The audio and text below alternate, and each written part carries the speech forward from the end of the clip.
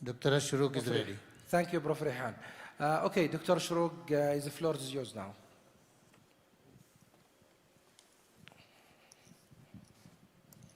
Assalamu alaikum wa rahmatullahi wa barakatuh. Can you hear me well? Yes, you can start. Perfect. We'll start. So, Bismillah wa salatu wa salam ala Rasulillah. I'll use the invitation put forward by Dr. Zuhair al-Sibai to try to speak in as much as I can in Arabic in this evening.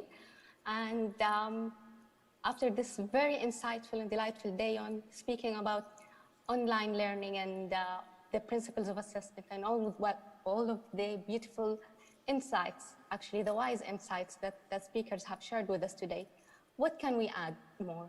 What can we put on the table that wasn't really discussed?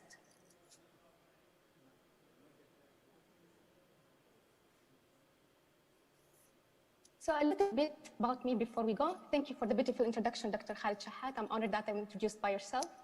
As you all know, as Dr. Shahat have mentioned, I'm an orthodontist, an educator at King Abdulaziz University. I teach under and postgraduate orthodontics. I'm also an educationalist focused on curriculum development and a member in several national health professional education committees. I value a holistic human-centered approach to education and patient care, and I have to declare my bias before we start. So my objective today is to discuss with you what makes e-learning a success, but from a different angle. I'll share our experiences with you using current six-step development approach, and we'll discuss together some future directions for researchers and educators in the regions as we conclude. So, e-learning. We all know what has happened.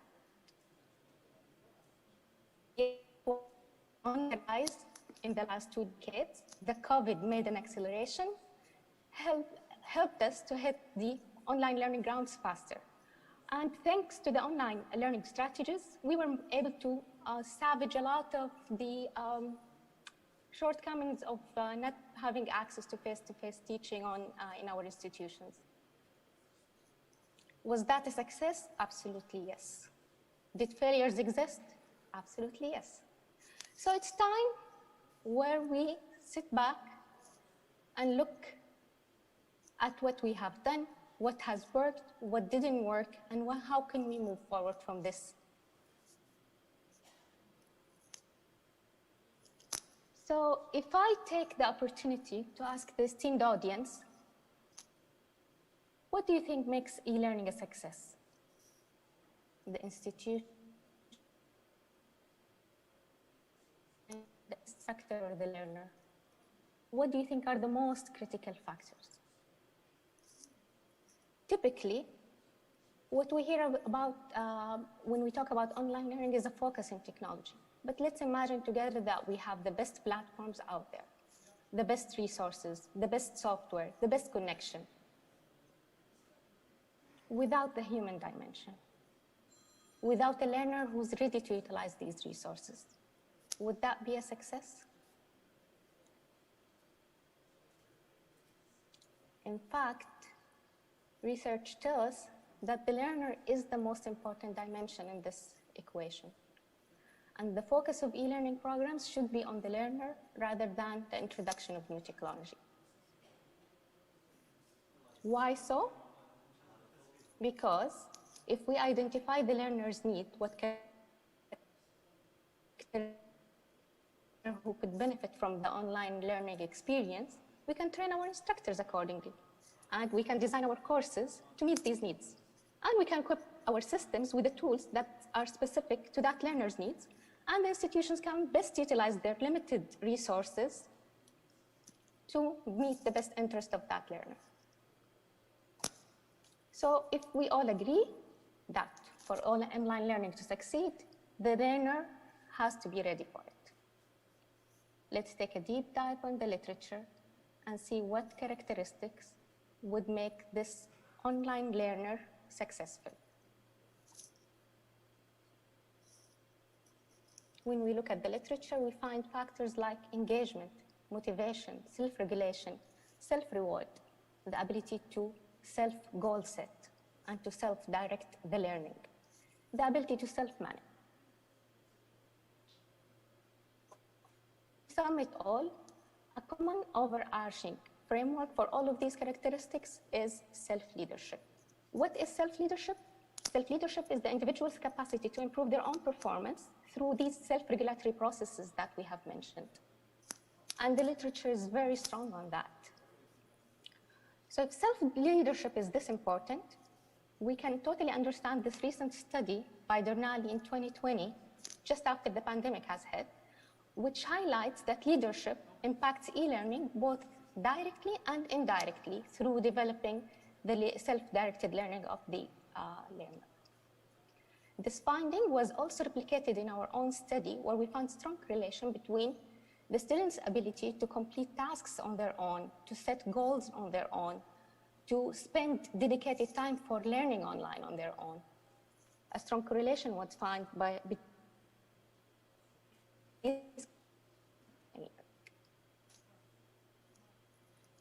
So, if this is the bottom line, we need an empowered leader-learner for e-learning to succeed. What would be missing then is a leadership curriculum that is incorporated in our healthcare curriculum to produce that learner. In fact, Peter Drucker, who's a well-known leadership author, stated back in 2004 that healthcare curriculum must include leadership skills if they are to meet the needs of the 21st century. Why? Because leadership skills help learners develop their lifelong learning skills so that they can survive with the VUCA world, with the changing, ambiguous, uncertain world that we live in. And if we need this empowered leader-learner in our local Saudi context, we must develop a curriculum that local need, that addresses our local problems that Professor Lambert mentioned this morning. We need a curriculum that empowers the leader-learner in his workforce. And I couldn't find a more suitable opportunity to launch this Saudi Leads curriculum more than the SIMIC 2022 conference. So in the next few slides, I will share with you the development process for this curriculum using Kern's 6-step curriculum development approach. As many of you know, Kerns have developed a framework for developing curriculum that starts with problem identification, targeted needs assessment, having goals and objectives set, followed by determining the educational strategies, and a guided implementation followed by evaluation and feedback.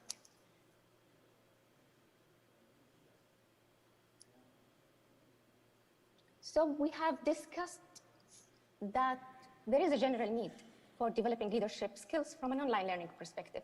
Let's take a deeper dive into that. The potential impact of COVID-19 on e-learning course enrollment is that by 2030, 75% of the courses will be delivered in a hybrid learning format. It will have an element of online learning. Or at least 25% of the courses will be delivered fully online. And that's a marked increase in the e-learning, particularly in the GCC countries. By 2024, it's expected that the market size will hit $500 million, increasing by an annual compounded growth rate of 10% annually, half of which belongs to the Saudi market. These numbers raise some questions. If an online learner who has leadership capabilities, then what kind of skills does the Saudi learner need? And how could we develop them and sustain them? And how could this leadership development take into account the Saudi unique culture? Recognizing these important questions and the need for developing human skills, our government have launched several programs as part of the Vision 2030 to help us as a nation step into the future on solid grounds. Perhaps one of the most important of these programs is the one launched by His Royal Highness, the Crown Prince Mohammed bin Salman, on the establishment of the Human Capacity Development Program, برنامج تنمية القدرات البشرية. This program focuses on the development of future 21st century such as critical thinking, creativity, collaboration, and communication, flexibility, or the overarching leadership skills that encompasses all of this. More importantly, يضيف البرنامج البعد القيمي والسلوكي لمناهجنا ولقدراتنا البشرية by focusing on values such as commitment, perseverance, flexibility, resilience, positivity. So apparently there is a need. There's a program that calls for initiatives to meet this program. More specifically, in our healthcare sector, Vision 2030 calls for a huge transformation in the whole sector. The new model of care is focused on patient outcomes and value-based healthcare, both requiring the development of future healthcare work. So to summarize, there's a rise in e-learning demands. There are expectations set forward by the Vision 2030, both in the Human Capacity Development Program and the healthcare transformation sectors. Now that we have looked as a general need, let's focus targetedly on our healthcare professions and healthcare education schools. When it comes to the professions, the first question that comes to mind, should we develop a leadership curriculum that is specific to the different professions in healthcare? So dentistry, different from nursing, different from medicine, or should there be core skills common to all? The answers comes from the literature that there are great similarities in healthcare competency frameworks, which suggests that there is a rise in collective co-leadership, which is in harmony with patient care and interprofessional care. So this is our stance. We have common core skills that are aligned with all the healthcare professions. Does that mean that every institute should have these common skills? Absolutely yes. But also, the institute needs to put its own fingerprint as defined by their graduate attributes to distinguish their alumni from other graduates in the market. Stepping down to the learner level, the literature tells us that our students are not blank slate. They don't come empty. They come with information and leadership skills in their hand and in their minds. So the literature strongly suggests that we get to know our incoming students and meet them where they are in terms of leadership development. Just as an example, the generational differences are known to affect leadership. It is expected that millennials will lead 75% of the will hold 75% of the leadership positions by 2025. Just to give you a highlight on how the leadership skills are different or how the generations are different in terms of e-learning, we've asked our faculty, our own faculty and students to rate their readiness to adopt e-learning from a scale of 1 to 8. On an average, the students answered 6, the faculty answered 5. Not a comprehensive research study, but it just gives you a hint on how generations are different in adopting e-learning and in leadership skills. So now that we have a clearer view on our needs, we're ready to set our goals and objectives. Before setting our goals, we must agree on a common definition, a common working definition. So what is leadership? Leadership is the capacity to work together to achieve a constructive purpose. This is Dixon's definition when we chose to depart from this definition in our model. And we also chose on focusing on capabilities as opposed to competencies. Why? Because capabilities imply the ability to grow and lead under any circumstances or any situation. It also indicates ongoing lifelong learning. Our theoretical grounding for the models for the Saudi Leads curriculum builds on distributed leadership, which assumes that everyone, regardless of title, regardless of position, is a leader from where he is. He can step into leadership position if needed, but he can always influence others from wherever he is. We've added elements from transcendence and transformative leadership theories and from value-based leadership as well.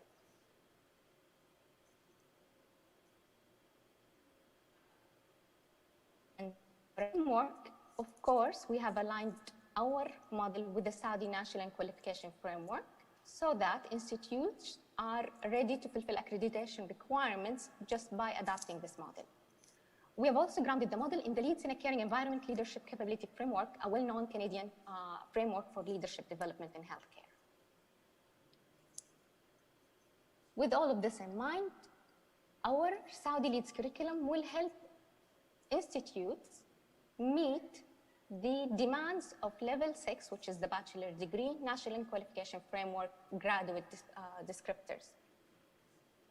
So our curriculum will help the students commit to professional values and standards, plan and achieve self-development, make decisions, manage tasks, collaborate in teams, participate in advancing society, and becoming a responsible citizen. We will know as we move into the educational strategies. When it comes to educational strategies, about two things: content and methods. So we reviewed the literature deeply for information on content and leadership curriculum.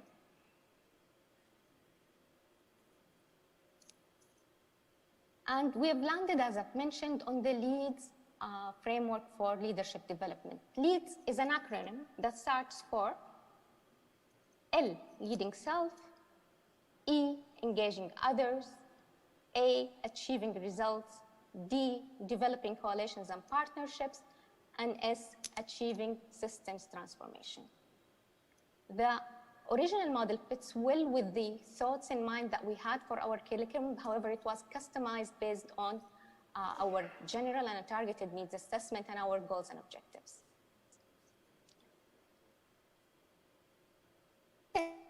Determining our educational strategy was selecting a method.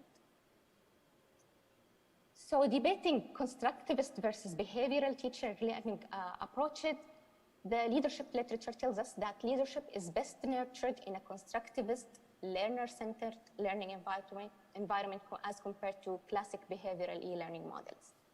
So strategies like small group teaching, project-based teaching, mentoring, coaching, Socratic discussions are all conducive of a learning environment that is capable of developing leadership skills.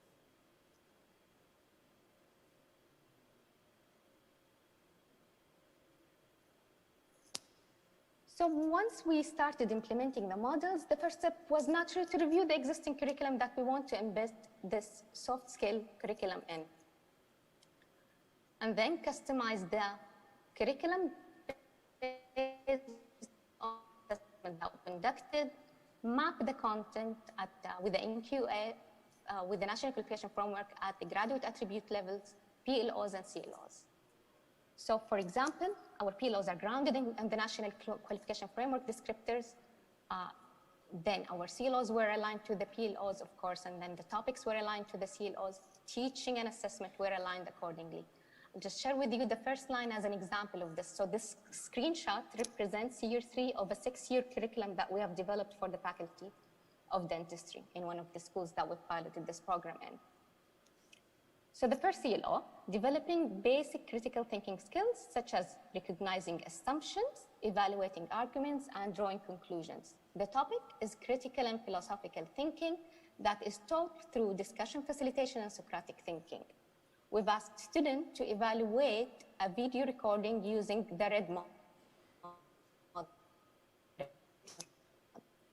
So this is how the curriculum is at the topic level for each of the years, for each of the semesters, for each of the modules that we've threaded in.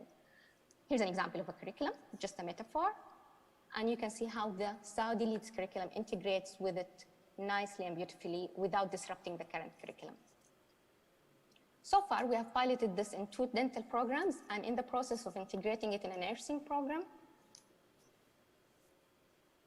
We have contextualized the learning experience based on the institution to determine the needs of the faculty.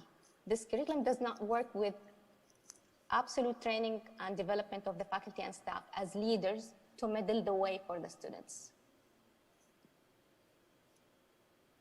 The next natural step is to evaluate outcomes, and that takes us to the last step of the Cairns model. Our evaluation plan was put forward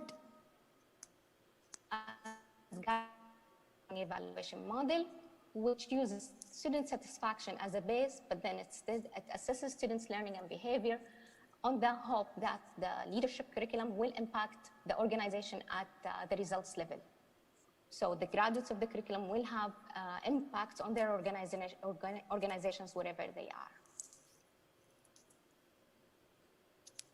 And as I mentioned, this is all under piloting. We're currently gathering data on the impacts of this curriculum, and we'll be happy to share it with you in the near future.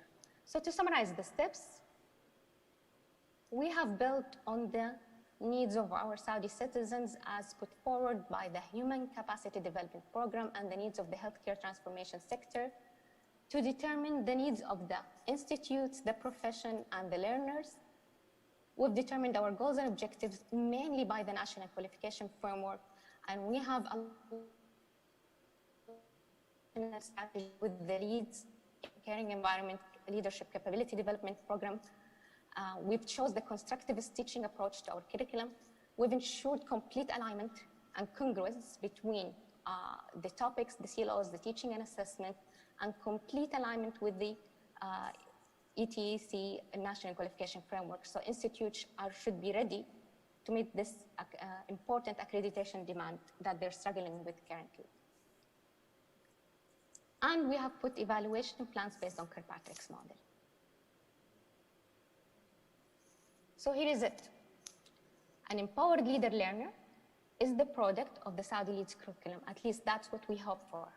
We have designed a curriculum that is national, fully integratable with existing healthcare curriculum, or the majority of them at least. It uses a constructivist approach and is customized based on the needs of the institution and technically grounded, and it aligns with the Leeds International Framework, and it fulfills the National Qualification Framework accreditation requirement. So in conclusion, the learner is the most important dimension in e-learning success. The development of the learner's leadership skill is essential for a successful e-learning experience. Not only that, it doesn't only enhance academic attainment, but it also prepares the graduate for lifelong learning. There is a strong need for developing national leadership curricula for the healthcare professions, and our proposed national Saudi Leads curriculum should help guiding the revision of healthcare curricula to align with the National Qualification Framework in a simple and predictable manner.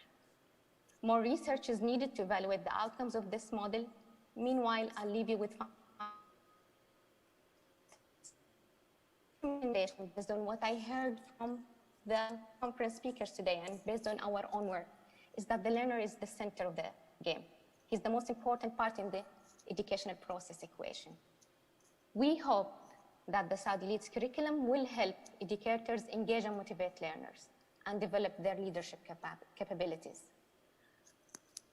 Instructors need to be trained on constructivism.